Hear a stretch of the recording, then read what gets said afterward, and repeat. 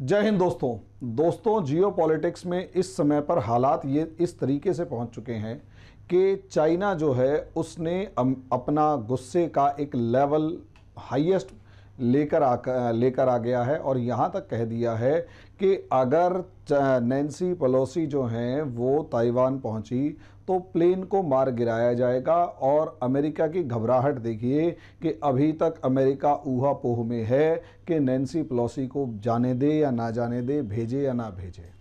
अब ऐसी सिचुएशन में सवाल ये उठता है कि ऐसी क्या इम्पोर्टेंस है इस ताइवान की जिसके वजह से चाइना जो है वो इतना ज़्यादा एग्रेसिव हो चुका है कि अमेरिका को खुली धमकी दे रहा है और अमेरिका के हेड ऑफ द स्टेट के इक्विवेलेंट पोजीशन पर एक व्यक्ति जो है उसको, इक्विवेलेंट मीन्स उस लेवल के एक पर्सनैलिटी को जो है वो उसके प्लेन को उड़ाने तक की धमकी दे रहा है। और ऊपर से अमेरिका क्या ऐसी इंपॉर्टेंस है कि अभी भले ही चुप बैठ गया हो लेकिन कुछ ना कुछ नई तैयारी में अमेरिका भी इस समय पर लगा हुआ है।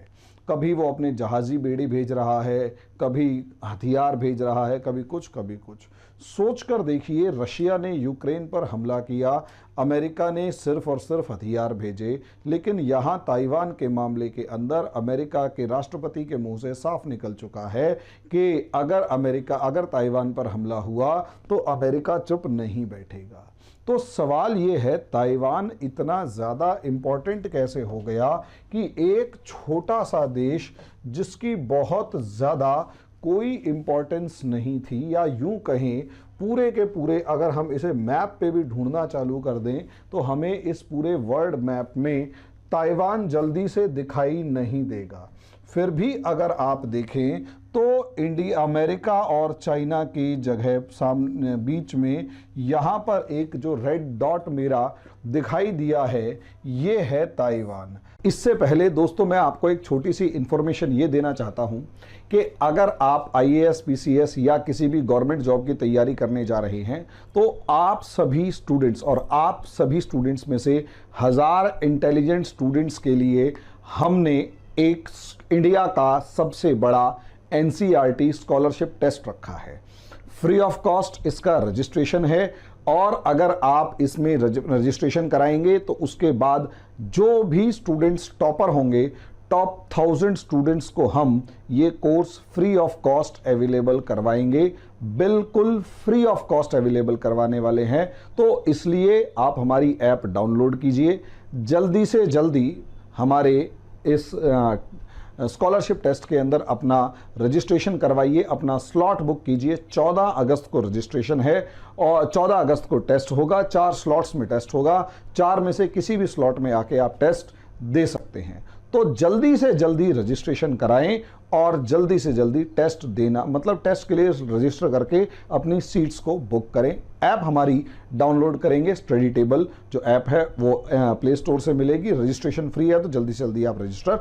अब आप सोचिए कि ताइवान ही इंपॉर्टेंट है या फिर दूसरा एक सिचुएशन यहाँ ये इस तरीके से देखें कि भैया सिर्फ ताइवान नहीं, अगर आप देखें तो चाइना सिर्फ ताइवान से नहीं बल्कि इस साउथ चाइना सी के अंदर इतने सारे आइलैंड्स हैं, उन सारे आइलैंड्स को लेकर भी परेशान है। और इस हद तक परेशान है कि कभी वो फिलीपींस के साथ जाके पंगा क्रिएट कर देता है, कभी वियतनाम के साथ, कभी इंडोनेशिया के साथ, कभी मलेशिया के साथ। और आए दिन हम लोग कभी पार्सल आइलैंड का नाम सुन रहे हैं, कभी स्प्रेटले आइलैंड का नाम सुन रहे हैं, कभी स्कैनबोरो आइलैंड का नाम सुन रहे हैं, मैक्लसफ्लीड आइलैंड्स का नाम सुन रहे हैं। और सबसे बड़ी बात सोच कर देखिए, चाइना अगर सिर्फ यहीं पर रुक जाए तो मान जाएं भैया, यहाँ पर हम आए दिन नाम सुनते हैं कि चाइना जापान के साथ भी सेंकाकू आइलैंड्स का नाम लेकर आए दिन लड़ रहा है। तो असलियत में चाइना इतना ज़्यादा क्यों लड़ रहा है? क्या सिर्फ और सिर्फ जो साउथ चाइना सी के रिसोर्सेज हैं उन्हीं को लेकर मामला है या कुछ और भी मामला है? जियो स्ट्रेटेजी को जिस टाइम पर आप समझना शुरू करेंगे या जब समझ रहे हैं तो आपको दिखाई देगा कि जियो स्ट्रेटेजी के अंदर कहानियां कभी कहीं किसी लेवल पर और ही होती हैं। ये कहानी असलियत में सुपर पावर का जो कॉन्फ्लिक्ट है, या यूं कहें कि मामला असलियत में सुपर पावर का है। यहां मुझे अगर एक नॉर्मल फॉर्मेट में देखें तो सुपर पावर का कंसेप्ट, जिसके अंदर आज के दिन अमेरिका जो है वो दुनिया की सबसे बड़ी, सबसे ताकतवर सुपर पावर्स की फॉर्म में आज तक देखी गई। अमेरिका ने एक टाइम पर यूएसएसआर की फॉर्म में एक दुश्मन देखा और सेकेंड वर्ल्ड वॉर खत्म होने से पहले ही अमेरिका को पॉसिबली ये समझ में आ गया था कि आने वाले समय में यूएसएसआर एक तगड़ा दुश्मन रहेगा। लेकिन यूएसएसआर शुरू से ही इस तरीके का दुश्मन रहा कि उसे दिखाई, यूएसएसआर से पहले रशिया और ब्रिटेन की भी दुश्मनी लगातार चलती रही थी। लेकिन एक टाइम का चाइना, जिसे सिक मैन ऑफ एशिया भी कहा जाता था, वो सिक मैन ऑफ एशिया जिस तरीके से मौजूद था और पूरी दुनिया चीनी खरबूजे को काटने के जैसी सिचुएशंस की बात कर रही थी और चीन को छोटे छोटे हिस्सों में डिवाइड करके अपना इन्फ्लुएंस बनाने की बात कर रही थी, और पूरी दुनिया में चाइना एक, एशिया के अंदर खासकर चाइना एक सरदर्द सा बना हुआ था। ऐसी सिचुएशन में 1949 के अंदर, 1948 में ही अगर आप देखें तो जब ये देश एक तरीके से सारी फॉरेन पावर से आज़ाद हुआ और उसके बाद 1949 के अंदर यहाँ पर क्रांति हुई, उसमें भी कोई बहुत ज़्यादा बड़ा बदलाव आपको नज़र नहीं आएगा, क्योंकि उस टाइम पर भी चाइना के हालात बहुत ही बदतर थे। रही सही कसर माओ जेडोंग के टाइम पर देखा जाए तो माओ की इकोनॉमिक पॉलिसीज इतनी ज़्यादा खराब थी कि एक समय ऐसा आया कि 4.5 करोड़ चाइनीज़ लोग जान से मारे गए सिर्फ इसलिए क्योंकि भूख लग रही थी। सोचिए, एक देश जिसकी इतनी बुरी हालत कि 4.5 करोड़ लोग सिर्फ भूख से मारे जाएं, उस देश को लेकर भी अगर अमेरिका जैसा देश कहीं ना कहीं शक में रहे तो अमेरिका की visionary approach of foreign policy माननी पड़ेगी यहां पर कि कुछ ना कुछ है। क्यों? क्योंकि यहां अगर आप देखते हैं तो मैं आपको दिखाऊं कि ये ताइवान अकेला मामला नहीं है। इस ताइवान के आसपास यहां पर ये जो हम डिस्प्यूटेड लैंड्स देख रहे हैं उसमें साउथ चाइना सी तो हमें नजर आ रहा है, लेकिन अगर इससे अगला इलाका देखें तो यहां हमारे को फर्स्ट आइलैंड चेन जो है, अगर ये हम समझ लेंगे फर्स्ट आइलैंड चेन, तो हमें समझ में आ जाएगा कि सुपर पावर बनने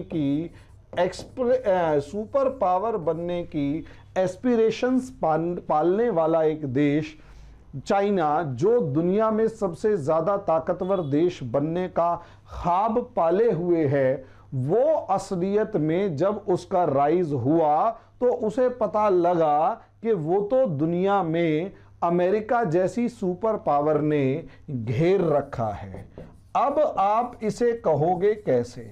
तो इसे ऐसे समझिए कि अगर मैं इस मैप पर आपको दिखाऊं तो यहां पर हमारे चाइना मौजूद है और अमेरिका इससे कहीं दूर 4-5 हज़ार 6,000 किलोमीटर दूर बहुत एक्सट्रीम फॉर्म में यहां मौजूद है। लेकिन अगर हम यहां पर देखें तो अमेरिका का एक यूं कहें वेसल कंट्री, वेसल स्टेट, यहां ये जापान नज़र आ रहा है, लेकिन अगर आप इसके आइलैंड्स के एक्सपेंशन को देखेंगे तो आपको ये जापान एक इस तरीके की आर्क फॉर्म में नज़र आएगा। यानी इस पूरे इलाके के अंदर जापान की सिक्योरिटी की जिम्मेदारी अमेरिका की है। यानी ये जो फ्रंट लाइन है इस फ्रंट लाइन पे सिर्फ और सिर्फ अमेरिका का डोमिनेंस है, यानी जापान और अमेरिका की एक ही बात है, या यूं कहें दोनों एक ही देश की फॉर्म में लड़ रहे हैं या प्रेजेंट हैं। ऐसे में साउथ कोरिया को भी अगर आप देखेंगे तो वो भी अमेरिका से थोड़ा सा भी अलग नहीं है और अमेरिका से बाहर नहीं जाने वाला। यहां तक कि साउथ कोरिया और जापान दोनों के अंदर अमेरिकन फोर्सेस मौजूद हैं, अमेरिकन नेवल बेस मौजूद है, अमेरिकन एयर बेस मौजूद है, और यहां तक कि जापान की तो रक्षा करने का वादा भी अमेरिका ने खुले तौर पर कर रखा है कि अगर कोई भी देश जापान पर हमला करेगा तो उसको परिणाम भुगतना पड़ेगा। वहीं अगर हम यहां देखें तो फिलीपींस जो है उसका जो एम्बिट है या स्फीयर है वो इस तरीके से यहां तक है, लेकिन फिलीपींस भी किसी टाइम पर अमेरिका की कॉलोनी रहा और फिलीपींस भी कहीं ना कहीं अमेरिका के इन्फ्लुएंस में काफ़ी हद तक मौजूद है।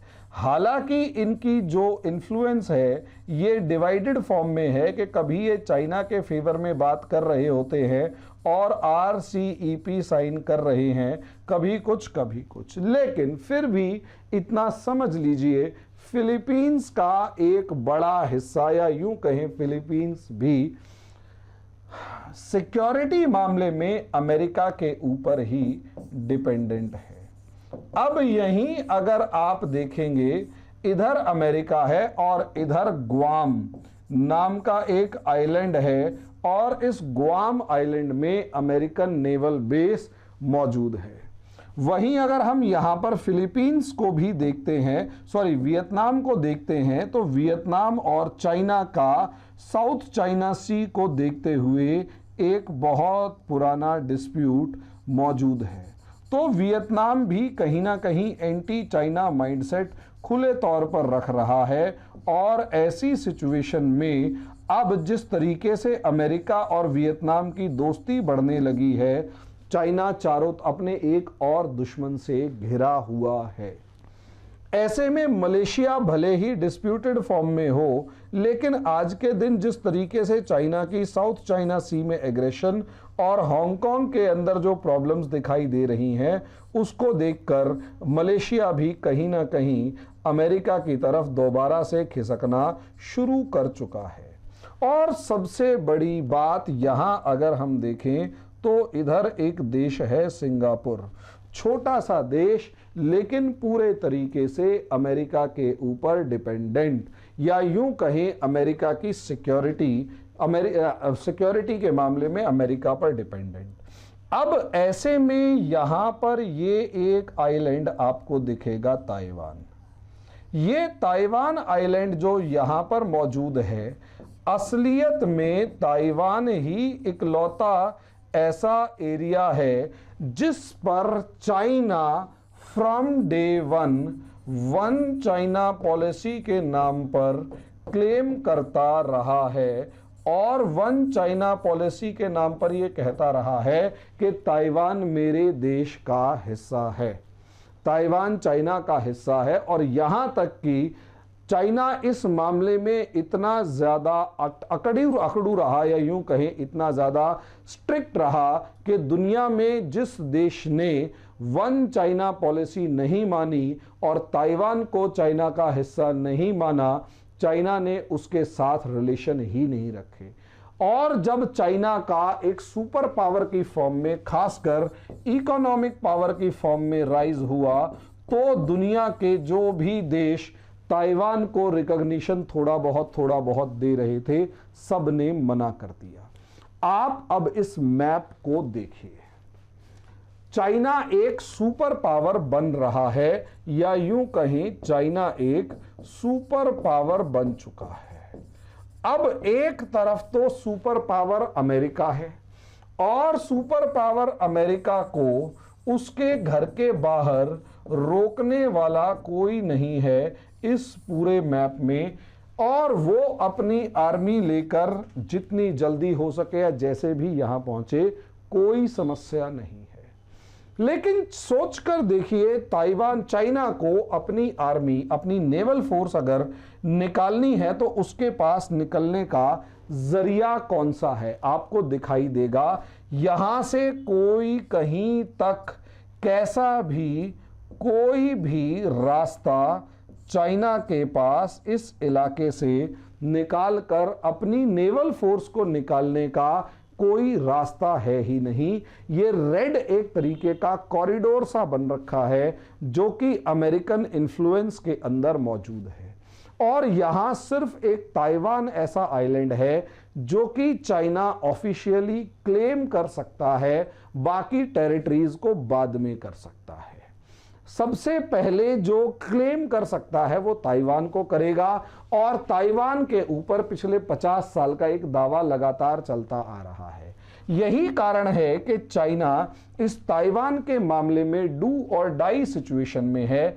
इमेजिन करके देखिए कि ताइवान जो है ये चाइना के फेवर में चला जाता है, तो हम जिस ब्लॉकेड की बात कर रहे हैं, यहां से अगर ये चाइना हट जाता है ताइवान, तो हम जिस ब्लॉकेड की अभी बात कर रहे थे उसमें से चाइना को निकलने का मौका मिल जाएगा।